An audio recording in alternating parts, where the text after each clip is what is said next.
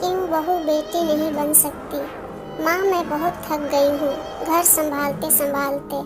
यहाँ किसी को मेरी थकान नज़र ही नहीं आती। कुछ दिन आराम करना चाहती हूँ।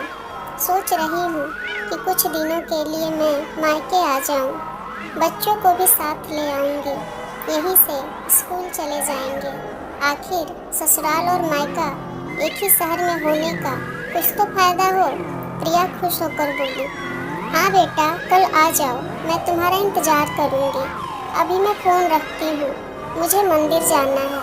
सुधा जी ने फ़ोन रख दिया और सीधे किचन में गई। किचन में उनकी बहू श्रेया खाना बना रही थी तो उससे बोली, अरे श्रेया सुनो, कल तुम्हारी ननद आ रही है। आज बाजार जाकर फल सब्जी और मिठाइयाँ लेकर आना। मेरी बेटी ससुराल में बहुत काम करती है, उस पर कोई ध्यान ही नहीं देता। यहाँ आएगी तो उसका मन भी लग जाएगा और तबीयत भी थोड़ी ठीक हो जाएगी। ऐसी बातें सुनकर श्रेया का चेहरा उतर गया। उसने मन ही मन सोचा, काश मम्मी जी आपको मेरी थकावट भी नज़र आती। मैं भी दिन रात झाड़ू पोछा बर्तन खाना बनाना मार्केट जाना और हर वह काम करती हूँ जिससे हमारे परिवार वालों को कोई दिक्कत ना हो। काश आप मुझ पर भी ध्यान दे पाती।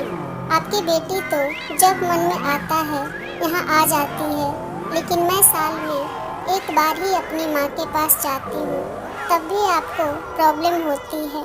मेरा भी मन है, मैं भी इंसान हूँ, मुझे भी लगता है अपनी माँ के पास जाकर थोड़ा आराम करूँ, सुख दुख की दो चार बातें करूँ, अपना मन हल्का करूँ।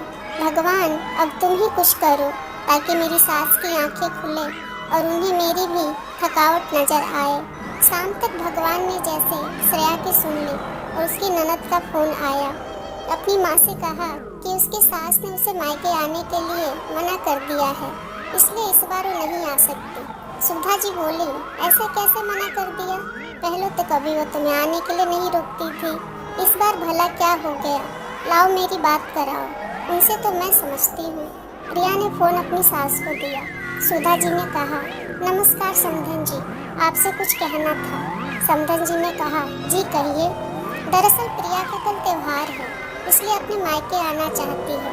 अगर आप उसे भेज दें तो अच्छा रहेगा। प्रिया की सास ने कहा, देखिए समधन जी, आपकी बेटी मायके जाके रहे, इस बात के लिए हमने कभी रोका है, न ही हमें कोई दिक्कत है।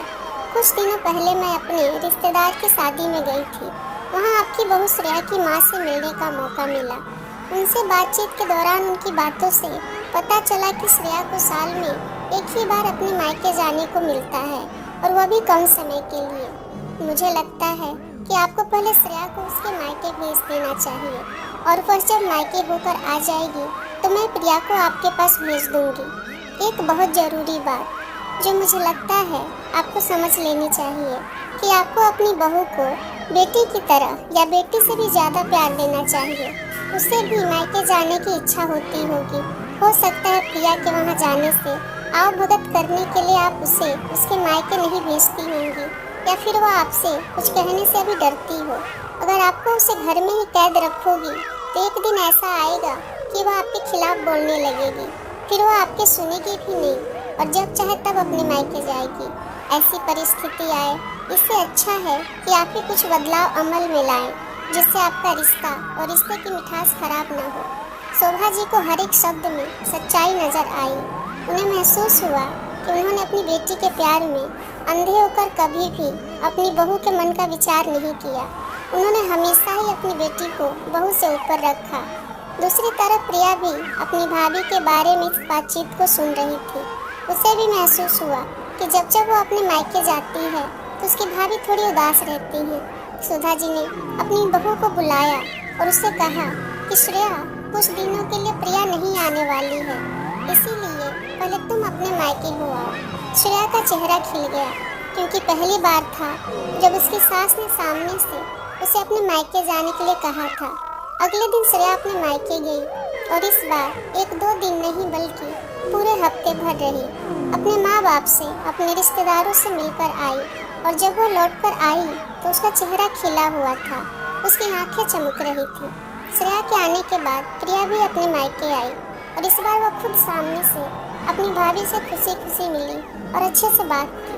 प्रिया ने अपनी माँ से बात करके उन्हें अच्छे से समझने में मदद की कि वह कहीं न कहीं श्रेया के साथ गलत व्यवहार कर रहे थे। दूसरी तरफ श्रेया अपने ससुराल वालों के बदले व्यवहार से बहुत खुश थी। अब वह हर काम खुशी खुशी करती और सबका ध्यान भी अच्छे से रखती।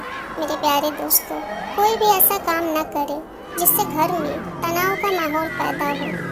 सुधा जी अपनी बहू को खुद ही समय समय पर मायके भेज दिया करती। एक छोटे से बदलाव ने सास बहू और भाभी के बीच की कड़वाहट को दूर कर दिया और उनके रिश्तों को और भी ज़्यादा मीठा और मजबूत कर दिया। दोस्तों, उम्मीद करती हूँ आपको आज की कहानी अच्छी लगी होगी। अगर अच्छी लगी है तो लाइक करें, शेयर करें। उस कहानी के प्रति आपकी क्या राय है कमेंट करके ज़रूर बताएं। आपका बहुत बहुत धन्यवाद।